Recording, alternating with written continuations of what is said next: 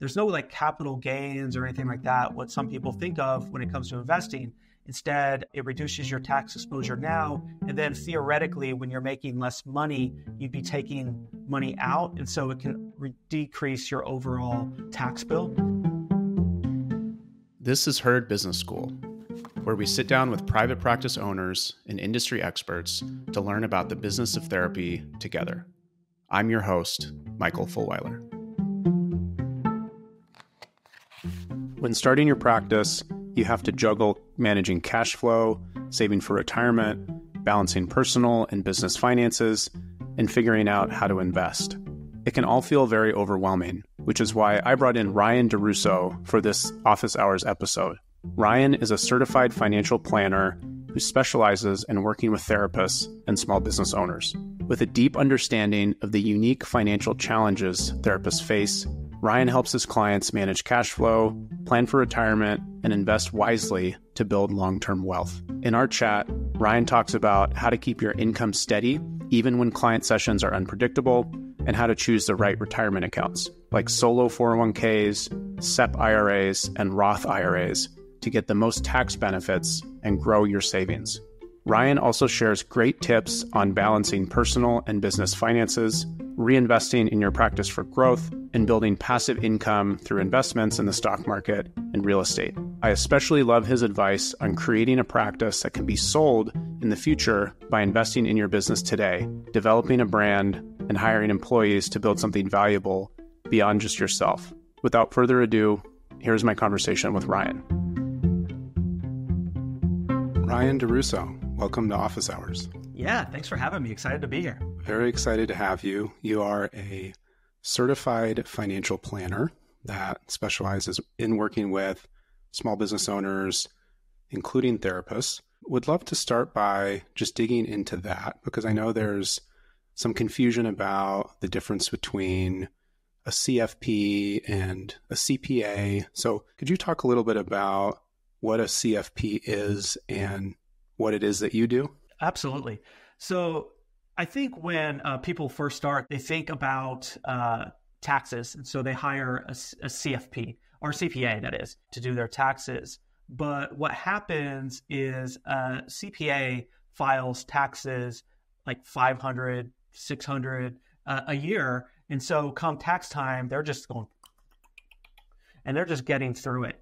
And so they're not necessarily going to talk to you about sort of ways to save taxes throughout the year, nor are they the best communicators if you talked to a CPA before. And so what a CFP came out of is just the need for people to, one, understand their finances more holistically. So everything involved, the cash flow, the investments, taxes, estate planning, but also to better communicate those financial concerns and those financial needs throughout the course of a year. And so a lot of my work, and 90% of my clients or therapists, is really talking to them throughout the year about what they're doing from a cash flow standpoint. How are they moving money from their business to themselves? Where are they investing?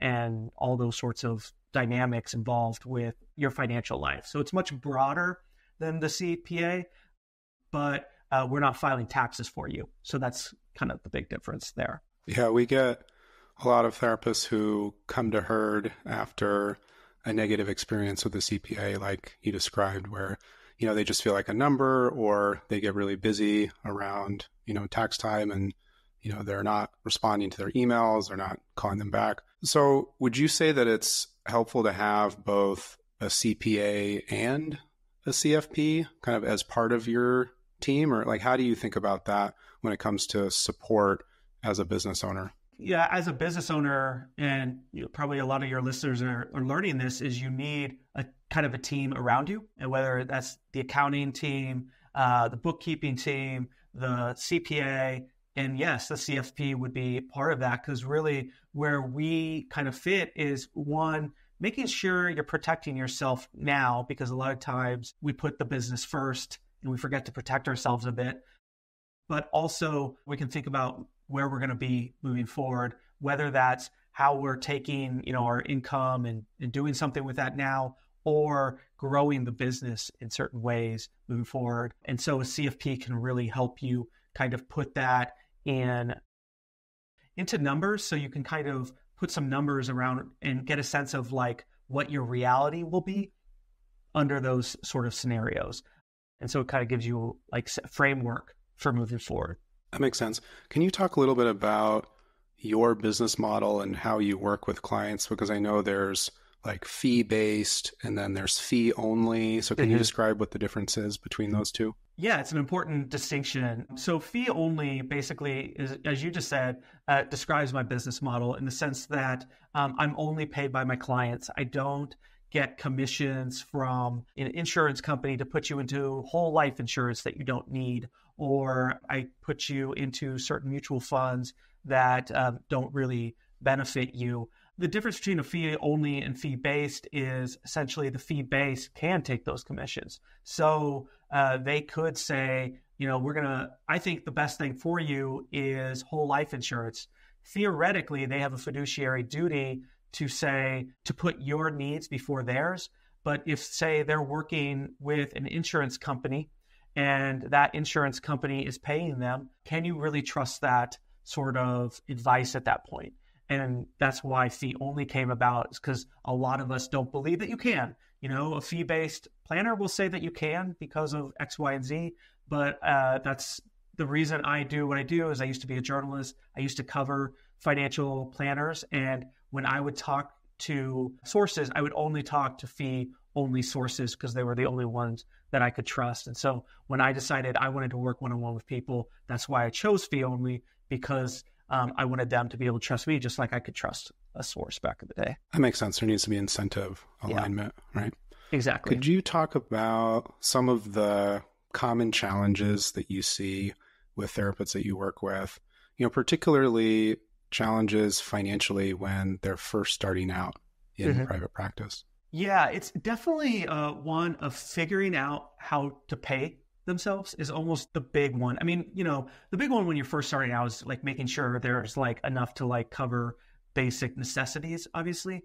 But then once you get to that point and you start to create a flow for your business, what you have to kind of figure out is how to pay yourself. And so one thing I like to do with clients is actually have a meeting where that's really what we talk about.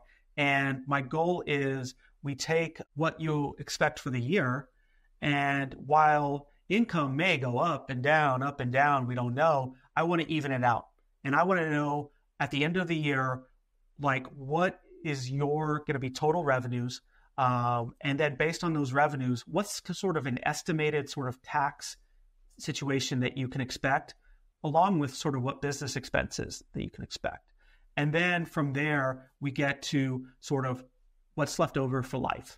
And, there's some models that are saying take profits first. There's some that say, do this and then figure out where you can pay yourself second. I'm indifferent to either one, but, I want to know, just generally speaking, what we're looking at in terms of your overall expectations. So when you have that huge month, well, you're not paying yourself based off that huge month. You're paying on what you expect for the year. And so it may be lower. And then if you have a weaker month, you're still paying yourself that one that you pretty much expect for the year, because you know that you're going to have those good months, that type of thing. And so we make it a little more manageable and a much more, the problem with self-employment is that unknown in the income that those with W-2s don't have to worry about. And this is one way we can reduce that and create some certainty to it as much as you possibly can in self-employment.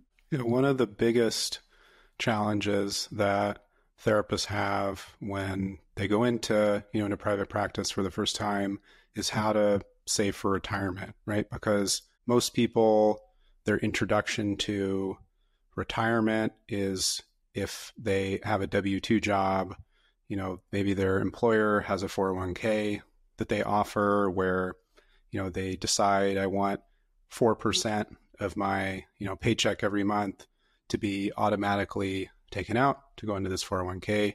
And then maybe my employer is matching up to a certain amount, right? But now when you're self-employed, you're responsible for not just contributing to retirement, but trying to navigate like which plan to pick. So I would love to really like double click here and talk about the different options for therapists. So how do you navigate that conversation, with a therapist who isn't saving for retirement right now and they're coming to you, looking for guidance? Yeah, and we start with what I kind of described as understanding what you have available, and then when they are ready to, when they're in a position where they're making enough, where they're covering their bills and stuff like that, and we're ready to start talking about savings, we incorporate that at that level because it's going to have impact on your taxes. It's going to reduce taxes a lot of times. And so we want to understand sort of at the beginning, okay, we're going to put $10,000 this year into it. And then we're going to incorporate that as a fixed expense within your budget. So we're essentially saying right off the top, hey, you're going to put a little bit more towards retirement, and this is where it's going to go. Another sort of understanding that like a business owner is going to have to figure out is sort of what tool to invest retirement into. That may be where you're leaning for the next question. But I just, in terms of like where we sort of place it, when we're ready to invest, we place it right at the beginning before we've paid ourselves so we can figure out sort of what is left over after that fact, because we want to make it a priority. And if it's not put at that level, it never becomes a priority. I definitely want to get into the different types of plans. Before we do, though, you mentioned saving for retirement. I've also heard investing in retirement. Can you explain the difference between saving and investing? Mm-hmm. Yeah, in like my world, there's really no difference because once you have a certain cash emergency fund in place, everything else that you're storing is going into an investment of some sort. And so, someone like me almost uses it interchangeably because we can't just take our cash, put it in the couch, and expect that it'll be a size that we need one day. We actually have to put that money into risk tools, and risk tools includes that's basically what investing is just moving money into different tools with different risk profiles.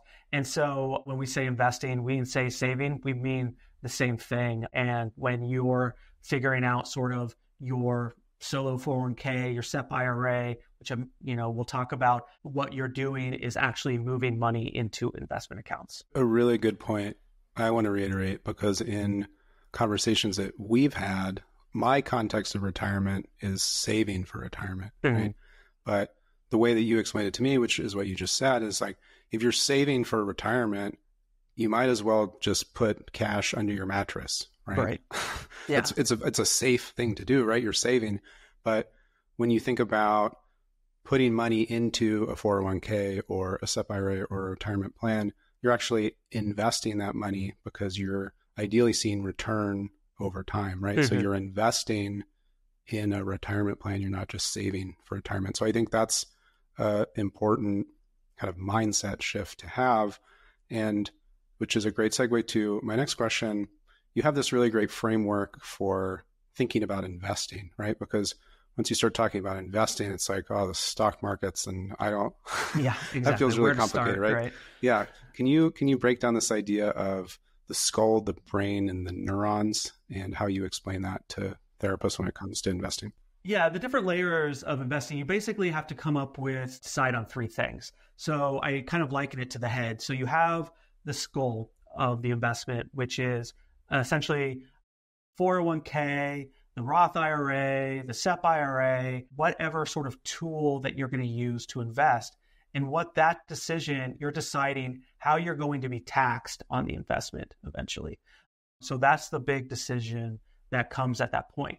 Now, once you've selected one, let's just say you've selected a solo 401k. So you're choosing to be taxed in the future, not taxed right now.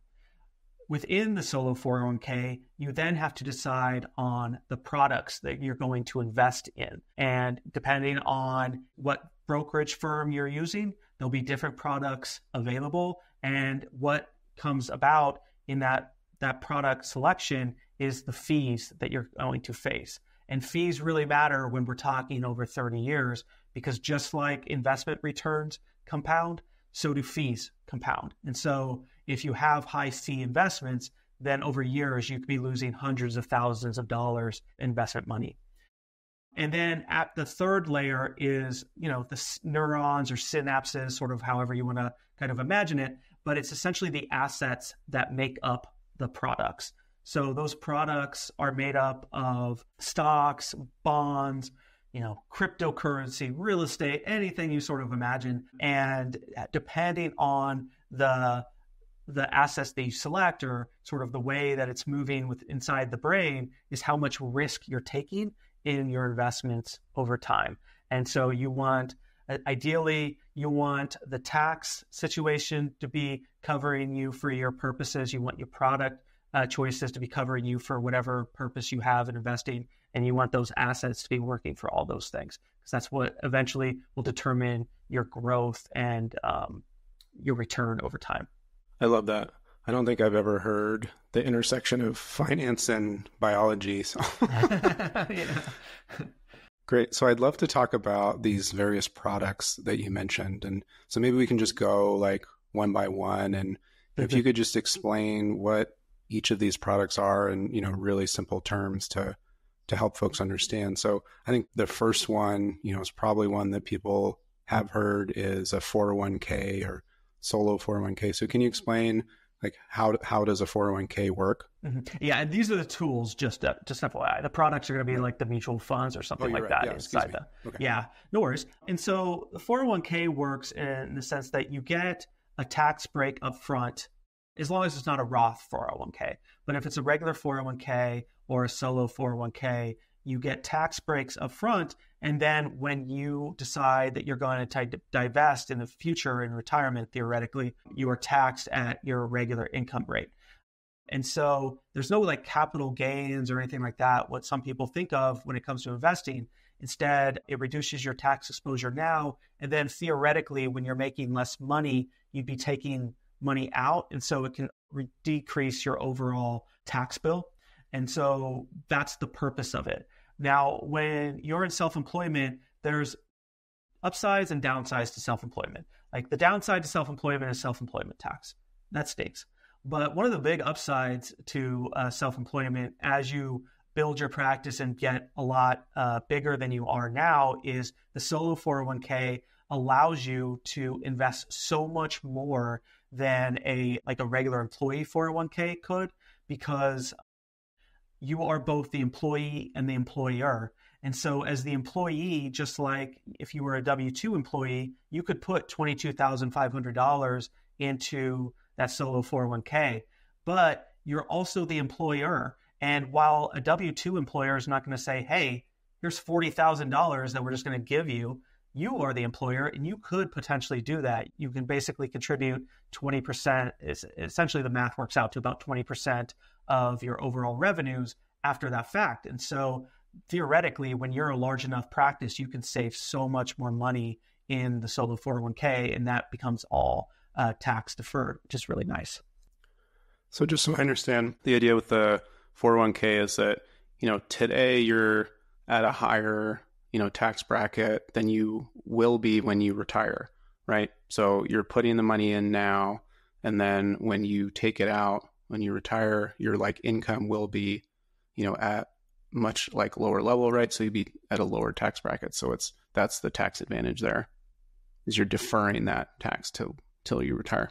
Theoretically, and I'll be honest, a lot of folks want the tax deferment now, more so to open up cash flow for them right now, because especially if you're building your practice, cash might be tight. And so any sort of savings right now is better than going to Uncle Sam at this point. On the one hand, someone like me is thinking long term, what's your overall tax exposure in life? But there are ways to shift that down the line through conversions and whatnot. But so much need for the cash now makes this often one of the better options, just because it does open up a little bit more cash today. That makes sense. And to open a solo 401k, do you need to have a business entity established? Do you need to have an LLC, or can you have a 401k even if you're just operating as a sole proprietor? Yeah. You need an EIN number, but you can be a sole proprietor and get an EIN number. So as long as you have the EIN number, then you can, employee identification number, you can open up that typically for most brokerages. That's great. And you said as long as it's not a Roth 401k. So could you explain what a Roth 401k is and how the Roth is different? Yeah, Roth 401k or Roth IRA in this situation, you pay taxes now on this money. And so let's say you're going to put $6,000 into the Roth, then you pay taxes on that $6,000. What happens then is that Roth money grows, it's invested, it's building. And when you take it out after you turn 59 and a half or in retirement, it's tax-free. You never pay taxes on it again. What some people do also is use the Roth to put money aside now, invest it, and then you can actually take out the principal of the Roth or how much you initially put in, and that's tax-free as well because you've technically already paid taxes on it. But for sort of like retirement planning purposes, we never actually want to touch it. And so it's very nice because you never have to pay taxes on it again. Why would you lean towards a Roth versus standard or, solo 401k?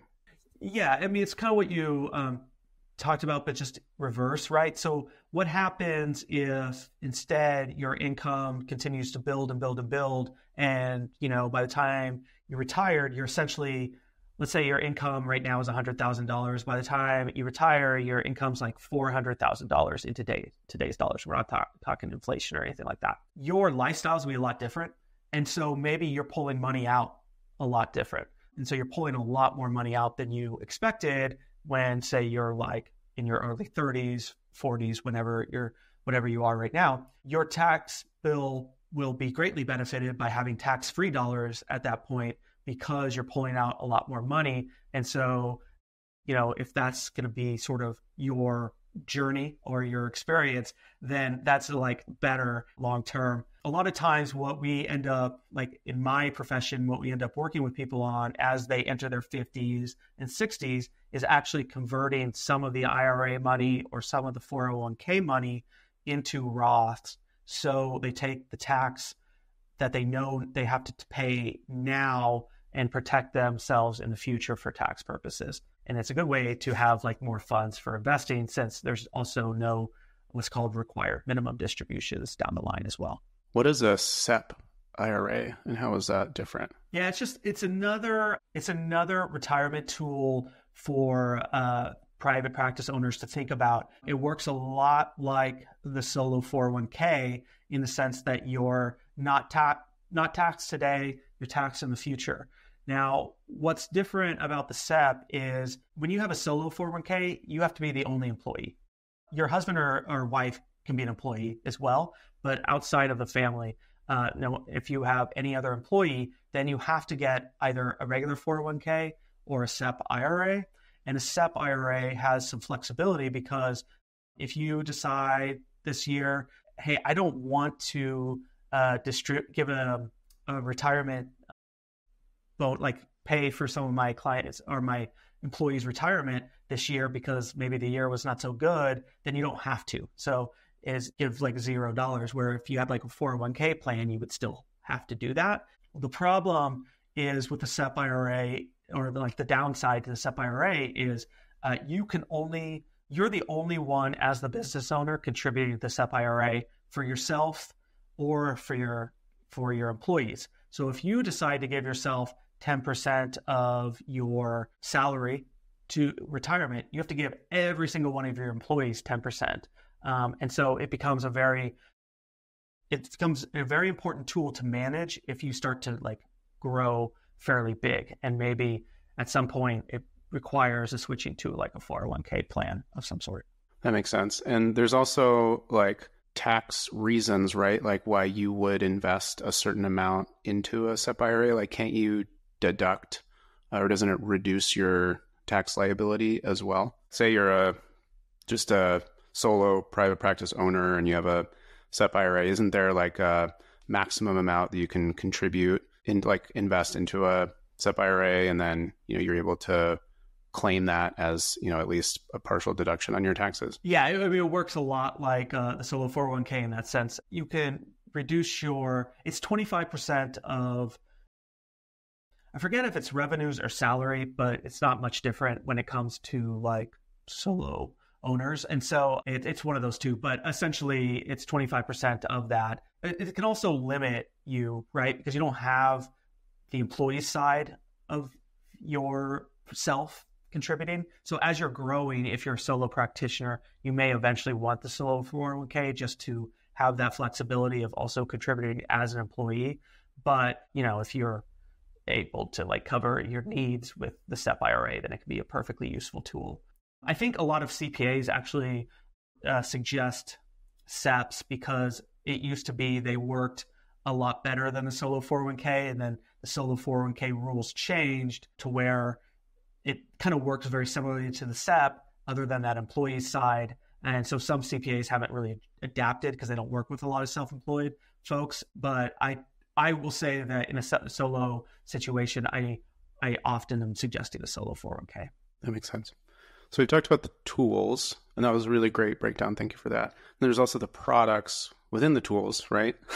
Sure. Just to make it even more complicated. So, within a 401k, you can be investing in a more conservative portfolio, right? Like mostly bonds where it's like pretty safe, what your return's going to be versus like you're investing in the markets, even the foreign markets, depending on, the company that you're investing with. Can you talk a little bit about just like that kind of range of risk when it comes to, investing in retirement, and typically like what you see with the clients that you work with? Yeah. And so when we start working with folks, what we need to understand is sort of their risk tolerance or their willingness to take on risk. And that means like, are you gonna be able to sleep at night if the market just drops like 30% and you don't need to access that money for 30? Like for me, I'm not even going to notice it. Like I don't even care because I'm not going to touch it. It will not bother me whatsoever. In fact, I actually like it because now I'm going to continue to buy and I'm going to get my stuff a lot cheaper than I previously did. But other people, they're not going to be able to sleep at night, and I don't want that with my clients. I want them to be able to sleep. And so we have to figure out sort of the risk balance for you. But within that is also your capability to take on risk. And so there's two aspects of that is sort of how much money do you have is a capability, but also how much time do you have? Because what we know when we're investing long-term, that if you are investing long-term and you're properly diversified, there's a very good chance that, stuff's going to grow a certain percent over that time frame when you spread it out. Each year may go up and down really high, but over time it's going to even out to 7-8% growth. And so that increases your capability. Within that decision process, once we understand those two things, then we're selecting a series of mutual funds or what's called exchange traded funds or ETFs. And those are sort of the tools, the products that we use, or the brain of the investment.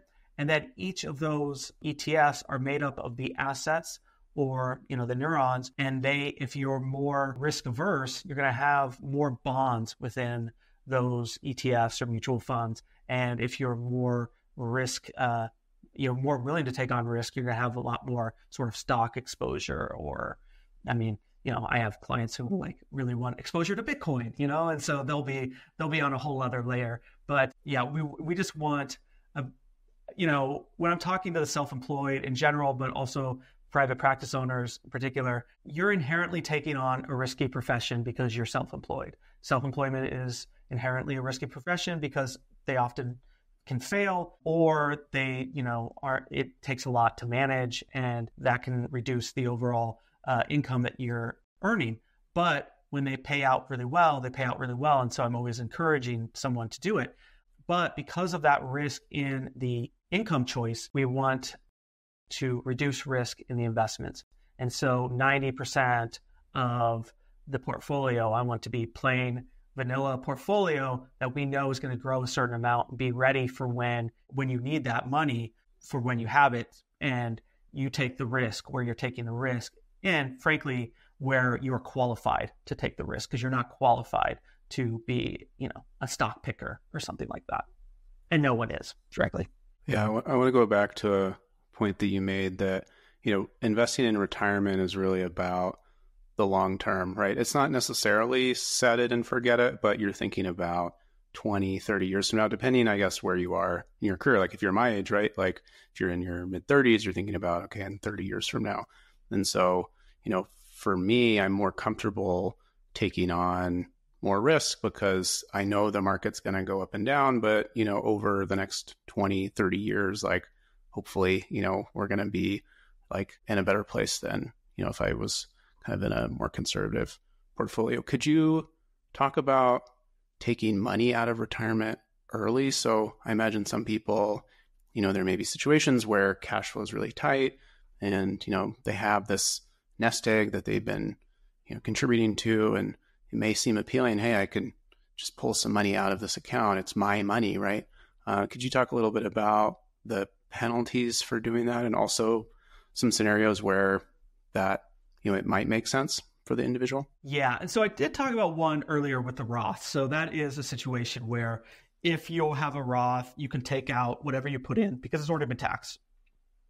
You just can't take out the gains, because if you take out the gains, then there'll be penalties and you'll have to pay, I think you'll have to pay income tax on them as well. And really what we're talking about is sort of retirement accounts, and that's really what we want to keep them at. And that's really what the government wants to keep them as. And so if you're using that as an option, there's going to be penalties if you do. Not only does the money come out, but you're going to get charged a 10% fee for doing that. And you have to pay income taxes on that money. So it's not like you need $10,000. Well, I'm just going to pull $10,000 on a 401k and pay for that. Well, you also have added that to the income line, and you're going to pay a 10% fee for that, or penalty for that. And the other thing I would say is sometimes retirement accounts allow for a loan through them, and that can be an option as well. For the same reason we don't want to do it unless it's like an absolute necessity, is we want that money to grow over time for when you need it down the line. It's not really meant for an emergency fund purpose or anything like that. And so it's a last kind of ditch resort, but it is a possibility sometimes. And in that case, you just have to pay it back over time. But again, that means the money is not invested, and therefore it's not growing over time. I'm glad you said that. That was going to be my next question. I have heard that if you want to take out a loan, sometimes you can take out a loan against your 401k, and it's actually at a lower interest rate than you could get from the bank. So it's worth, at least looking at to see what the rates are. Yeah, it is. I mean, again, like I said, it's like last ditch. Actually, there was a therapist on LinkedIn who recently, I think his name's Michael Barnes, and he did a video where he was talking about when to give like ADHD drugs to clients. And he was basically like, when they seem lacking a desire to actually have the drug, that's when I will suggest that they maybe can use it, because it indicates that they don't have a real purpose or like desire outside of, the purposes for the drug. And I take the same approach with like loans in any sort of scenario, but also in the 401k is if we're taking on debt, I just want to make sure that it's not someone who's just taking on debt to take on more debt, or like using this as a way to just access more cash when they could be more patient or find other ways to get the cash somewhere else. And so it is sort of last ditch in that sort of design. I want to move on from retirement here, but I do want to ask, so we've talked about a solo 401k, we've talked about a SEP IRA, we've talked about a Roth IRA. There's also a simple IRA and traditional IRA. Are those the same thing, or can you explain what those are? Simple is another retirement plan. You can save even less towards your retirement in it, but it's a little more, it's simple to start. Mm-hmm. And so that's why it gets its name. But it's going to work fairly similarly to the SEP IRA. I'm not fully up on the rules because there's not something I tend to guide people to. But I mean, if you're going to consider it, just know that it's going to impact the amount that you can put towards retirement on a year-by-year basis. And then a traditional IRA works like a SEP IRA, works like a 401k in the sense that you put money in and it grows. And then when you take it out, you get a tax or you pay taxes on it then. So you're not paying taxes as it's growing or anything like that. The only difference between the traditional IRA and say a 401k is when you're investing in a traditional IRA, there may be salary limits to get the tax benefit up front. And so if you're not getting the tax benefit up front and you're not really getting a tax benefit down the line, sometimes it becomes like not always the best thing, but also you may not, if you're hitting those marks, you may not be able to contribute to a Roth IRA. So sometimes what people do is contribute to an IRA and then eventually convert it to a Roth IRA over time. So they still access the Roth capabilities while the fact that they're not getting like any tax benefits today through the traditional IRA. And then you can put, I think it's $6,500 this year towards the IRA, 65 or 7, I forget. And do you work with clients who have multiple retirement plans? Like they have a SEP, they have a Roth, they have a 401k to like maximize the contributions to each, or do typically people focus on like one plan that they're investing in? I eventually want them to have multiple accounts. So like not only, let's say, a solo 401k, a Roth IRA, but also a taxable account, because like what you were talking about, sort of easy access to cash, like a taxable account can be that. One, there's tax rules on capital gains. So at, I think about $50,000, like capital gains is taxed at 0%. And so that's nice. You know, if you need like $10,000, well, you could potentially get it tax-free that way. And so it becomes like a useful tool down the line, because what we want in retirement is multiple tools to access. So we're reducing our overall tax exposure. And that's the way we do that, is having sort of multiple entities at hand. Yeah. Can you explain just really quick what capital gains are for folks who aren't sure? Yeah, capital gains are, so I invest $2 into a mutual fund and tomorrow it's now worth $4. If I sold that, the $2 that I gained would be capital gains, and that is taxed at different tax rates than the income tax rate. I see. Essentially the money that you're making on your investments. Exactly. You're saying. Yeah. Great. And then go ahead. Oh, there's other things that get taxed that way as well. This is what I was going to say. Yeah. Okay, great. What's an HSA? Is that also a retirement plan, or is that something different? So this is actually the most powerful tool in retirement tax savings. It's what's called triple tax advantaged. It's the only tool that's like that. So you're not taxed when you put the money in. You're not taxed as it grows. That's 2. And you're not taxed when you take it out if you use it to pay for health and healthcare purposes. And so it's the only tool out there that has that triple tax advantage. And so it can be very valuable in that sense. It's only accessible through a high deductible health insurance plan. So if you have a high deductible health insurance plan, you'll gain access to an HSA. And after a certain amount, say like $2,000 or $4,000, your HSA provider will allow you to invest a certain amount into the markets. And so you can actually invest it just like any other investment tool. And so it can actually grow over time. And so some people use it not as a way to pay health insurance or health costs now, but they actually use it for the future. And so they're actually using it as a retirement tool. So when they get to retirement, they're going to use like that tool to pay for all their health concerns and whatnot, because at that point, it'll be tax-free if they use it for those purposes. That makes sense. Are there certain criteria that make someone a good fit for an HSA over other types of plans? Because it sounds great, right? If you're not paying tax on the way in or on the way out. Someone maybe who is expecting to have medical expenses in the future, something like that. Well, that's a good reason. So one thing I kind of evaluate with clients a lot of times is when the open enrollment begins, they'll come to me and say, hey, I'm choosing between these two plans, like, which one should I choose? And one will be a high deductible plan, one will not. And I'll show them what the potential costs, if it's a really expensive healthcare year versus what the potential cost for a really healthy healthcare year. And then they'll decide which one they want.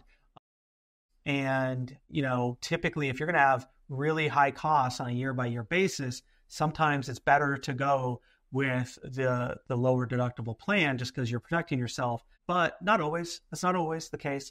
And then, in an HSA, you can only put, I think it's $7,500 for a family towards it. So it's not like something that you're going to be able to save everything in retirement for down the line. And if you use it for non-healthcare purposes in the future, you're still going to have to pay income tax on that money in that case. So it's not like you can save your entire retirement thing in this one account, but it can be like, like I said, we want multiple different tools to be able to access funds. It could be one of those tools. That makes sense. Earlier, we talked about common challenges that therapists have when it comes to their finances, when they're starting their business. On the topic of retirement and investing in retirement, what are some common mistakes that you see therapists make? Maybe they've made those mistakes before they come to see you. I would say that the biggest mistake is just not getting started is honestly the hardest one. When it's not hard to fix when, say, you're like 35 coming to me, 40 coming to me. But when you're, 65 and deciding that now is the time to begin saving for retirement, well, you don't have a ton of options at that point. And one thing I would say for particularly therapists that I find is they think that, hey, I'm just gonna work until the end just because this is what I am gonna do, and this is what I love to do. And I have clients that are like that, but I am always of the mindset that is fine if you absolutely want to do that, but you do not want to be forced to do that. And there's a big difference between deciding that's how you want to spend a few hours in retirement versus you need a hip replacement, you're undergoing chemotherapy or something like that. And, oh, by the way, you have to see a patient because you have to pay the bills. That's a completely different scenario. And so not getting started is the one thing that I would say, all these things that we talked about are best practices. And it's better, but even with all of that in mind, it's better to get started in something than doing nothing, because at least the money's growing in some way. Hopefully, you're not getting hit by too many fees or something like that, but at least it's growing in some way. Right. Yeah. Even if you're just putting in $50 a month, right? $100, just putting in something over time. I've heard a lot about this idea of compound interest. Could you talk about that? Just this idea that even putting in a little bit at a time, over 20, 30 years, becomes a lot. Yeah. So compound interest is our best friend in life, but it can also, like any sort of tool, it can have two sides to it, right? So that's where fees can also enjoy the enjoyment of compound interest. But essentially it means is I have an investment that's $2. It earned $1 of interest this year. And next year, that $1 of interest is also going to earn interest. And over time, these interest upon interest upon interest upon interest grow and grow and grow to where that's what creates sort of a very high arc when we're saving and investing, because at first it doesn't seem like it's growing that much, but then suddenly it starts to really skyrocket. And it's because of the impact of compound interest. So the sooner you get started, the sooner you benefit from it. The sooner you get started, the less you'll have to save for retirement because of those compound interest aspects of it. And so we want to use that to advantage as much as we can. It's a little hard to do when you're 25 and paying a ton of student loans and, trying to manage just life. But hopefully at some point you start thinking about it so you can take advantage of it. Sounds like the best time to start investing in retirement was yesterday. Yes, of course. If you haven't started, it's today, Yeah. right? What are some other types of investing? We spent a lot of time talking about retirement, right, as a form of investing. What are some other common, forms of investing that you help therapists with in your work? Yeah, so there's 3 ways to invest in America. Essentially, it's invest in the markets, which is what we were talking about. But the other 2 are investing in businesses and investing in real estate. And, a lot of your listeners may be like, yeah, I'm investing in my business every day. This is what I do, whatever.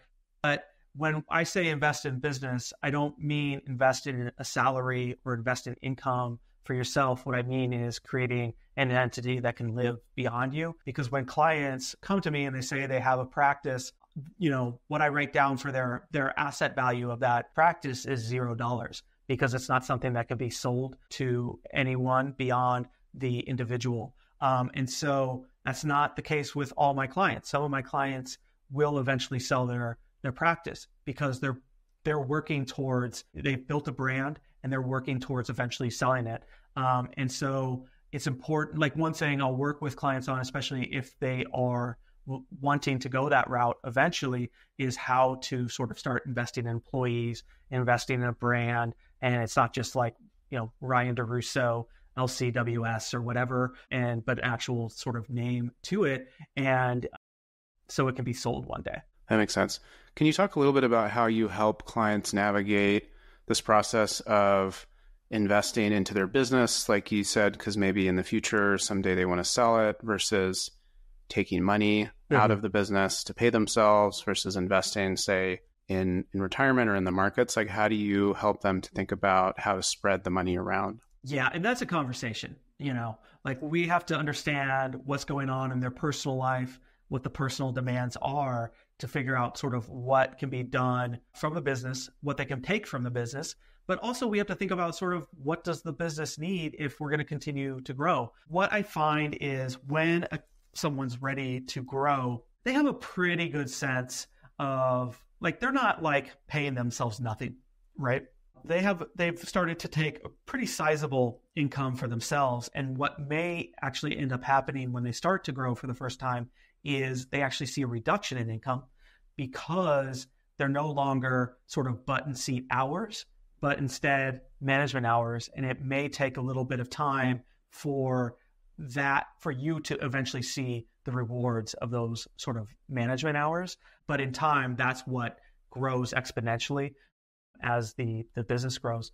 And so one thing we're often working on is looking at sort of the operating expenses, figuring out sort of like what needs to be there, what could be done cheaper, what could be done better, that sort of thing. And then also putting numbers to the reality of, say, they're going to hire someone. What does that mean for unemployment insurance? What does that mean for, you have to pay like Social Security, Medicare taxes for this employee. So what does that look like? So you understand sort of, one, what's a break even point for you. But if they're going to be covering, 25 sessions a week at, $85 an hour, based on what your salary is, what profits can you expect?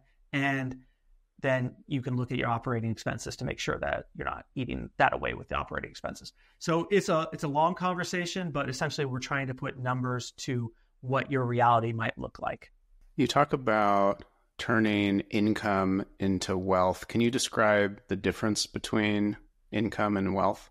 Oh, yeah, absolutely. So therapists, what I find is when they begin the private practice, they might be really energized. And then the second year they're in, they might really see an income growth. So that's really exciting, right? And then the third year, they're sort of like, I am so tired of sitting in front of someone in order to earn all my income. And what they've done is create a salary for themselves. They've created an income for themselves, but they haven't turned that into a wealth machine. And how do we create a wealth machine? It's the same thing I just mentioned in terms of like how to build wealth in America. We have to invest that money. And so we do have to build ways to invest in the markets, the business or businesses, and real estate or real estate. And if we're doing that, what we can do then is, one, we're creating net worth growth that doesn't involve you sitting in front of an individual. which is really going to be healthy for you long term. So you can pick how many hours you're working and that sort of thing. But it also helps you to build in vacations and like breaks and days off and all this other stuff that that you need in order to re-energize, so you don't feel that sort of hamster wheel syndrome that, is very susceptible to private practice. It's a really great point. We talk a lot about, therapists developing other streams of income.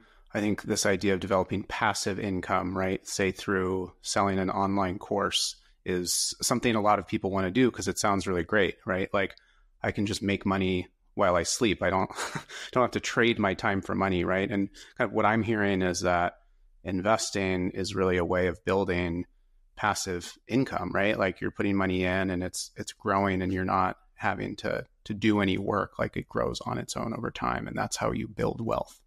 Absolutely. I call it the best passive income stream that a private practice owner or anyone who's self-employed could have. Like when during COVID, I had the greatest year financially of my life because I was a writer then, and there was so much need for contract work, right? The next year is when I started my transition into what I do now, but I saw my writing income drop by 75%, but my net worth grew in that time frame because I had already started some of this stuff that, I'm talking about today.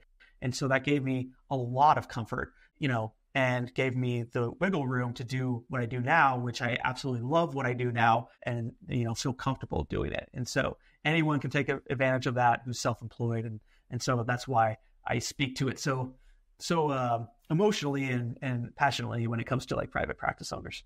For therapists who are interested in learning more about, building wealth, you have a great ebook that you put out recently. Can you let people know how to get that? You can go to my marketing site. I practice under United Financial Planning Group. It's the umbrella that I do through compliance, but I market through what's called thinkingcapfinancial.com. And we'll put the link to the ebook in the show notes. That's okay, yeah, Michael? Of course. And it's a free ebook. You can just download it, and it talks about some of this stuff, how to basically turn income into wealth. So, we can sort of escape that burnout routine that's too common in the field. And what about therapists who are interested in working with you directly? Should they go to thinkingcapfinancial.com as well, or connect with you on LinkedIn? What's the best way to get in touch with you? thinkingcapfinancial.com has my contact information, so please reach out to me that way. And then I'll share my LinkedIn with Michael, since he knows that I'm often there as well. Great. Well, thank you, Ryan, so much. This has been such a helpful conversation. I know therapists are going to get a lot out of it. I also wanted to just say thank you for your partnership and collaboration. You've written, multiple articles for our site. You've done webinars for our community as well. So just really love working with you. Absolutely. I love it. Every time I get an email from Michael, I'm always like, yes. So I love it. Always happy to do it. Thanks for listening to this Office Hours episode of Herd Business School, brought to you by Herd, the financial back office for therapists. For downloadable tools and guides, visit our resource hub at joinherd.com. And don't forget to subscribe on YouTube, Apple, Spotify, or wherever you get your podcasts.